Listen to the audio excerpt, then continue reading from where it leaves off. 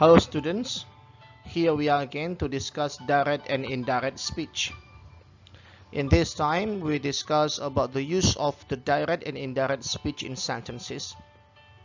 There are two main ways of reporting people's words: what you think, what you believe, with the direct speech or indirect speech.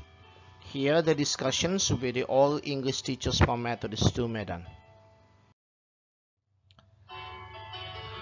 The direct speech, this is the first thing that we need to discuss. It gives the exact words that were said.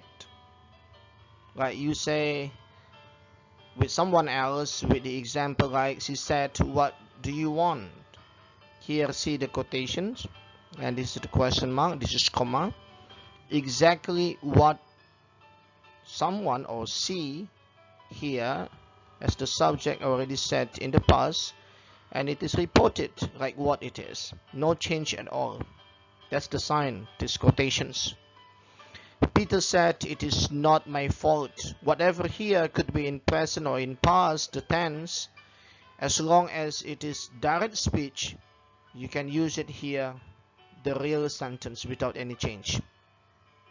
Anne said, "Are you coming with me?" And he said, "I don't want to talk to you." Monica says, "You look beautiful." Mother said, "Stop talking."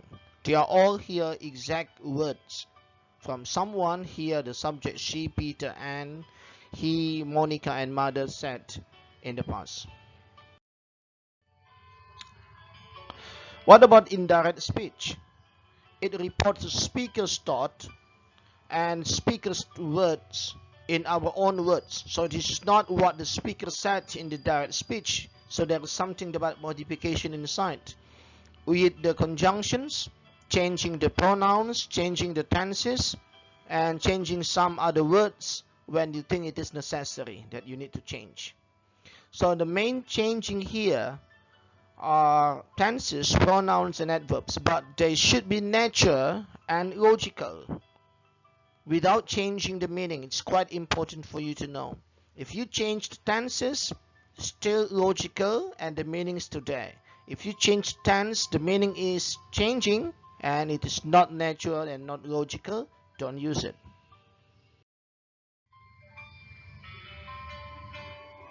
What changed in the sentence in reported speech? The first that we need to know is the verbs. After that is the pronouns and the possessive adjectives that in the sentence, or some adverbs, now and their words. For example, that I'm watching my favorite program now. Look at now, I, and paying attention to I'm watching, my, and now. I is what? The pronouns. What I'm watching is the verbs. My is possessive adjectives. Now is adverb. Are they all changing? Yes. Look at now here. Tom said that he was watching his favorite program then. I'm watching. Who is I? This person. You see this. Tom. Boy. So Tom said he. Is it right? Yes. Logical, isn't it? Yes, it is true. Without changing the meaning. I'm watching my favorite program. It is in the present. Continuous. 1 second or 1 minute after I'm speaking right now, it belongs to the past. So I'm watching, he was watching. Makes sense? My favorite changed to his favorite. Now into then. Makes sense? Remember, if you want to change, be logical, make sense, it is natural. The verb tense changes. This is the pattern. The present simple into past simple into past perfect, present perfect into past perfect, future with will with into would.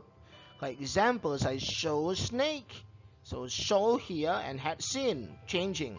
She will come, she would come. So will is changed into would come. Remember this, the tenses changes depends on the meaning, right? Okay, the next things that we need to pay attention is the change of the pronouns and adjective pronouns. It depends on the persons who the message is referred to, who the speaker is, who the listener is, to whom the message is spoken. For example, you here can be changed into I, we, into he. I repeat, you can be into I. When the meaning is you here, just one person, it is I. You could be into we, change into we, when you means you here refers to more than one person. You could be into he. It depends on who the speaker is, who repeats the sentence. When you mean you here, the persons you are speaking to is a boy. Now and their words. Some adverbs have to change in order to keep the same meaning. Repeat, to keep the same meaning. Remember that. The meaning is similar. You cannot change the adverbs when the meaning is different. Example, we are waiting here. Here. We are here. We are waiting here. Now, they said that they were waiting there. Who? These two boys. Boy and girl. Two kids. Girl and boy. So they said they were waiting there. Who they? The two kids say. We are waiting here. So this girl repeat the sentence to this old woman. They said that they were waiting there. There, changing here, right? Here and there. But still the meaning is similar.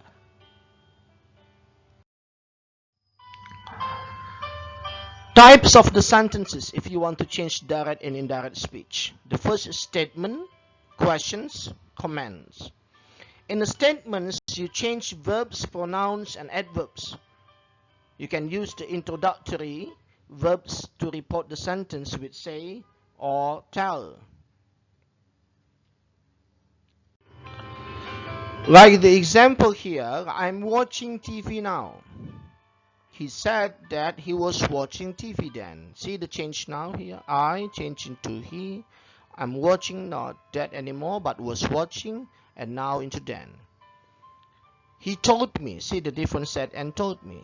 Not he said me, but he told me. If you want to use me, he said to me. It's possible. Or he told me, it is in brackets, with or without that is the right. He told me he was watching TV then. The next one, we discuss about the questions. Information questions with the WH question, like what your name is, what is your name, where you are living, where are you living, how are you doing, or how you are doing. This is to give informations, not yes and no questions. So reported questions change the word order. What is that? You usually write as, you can make it as here to introduce the reported sentence. When will Sally and Tom come for dinner? When you say when will Sally and Tom come for dinner, and you repeat this sentence or you report these questions into Peter asked me.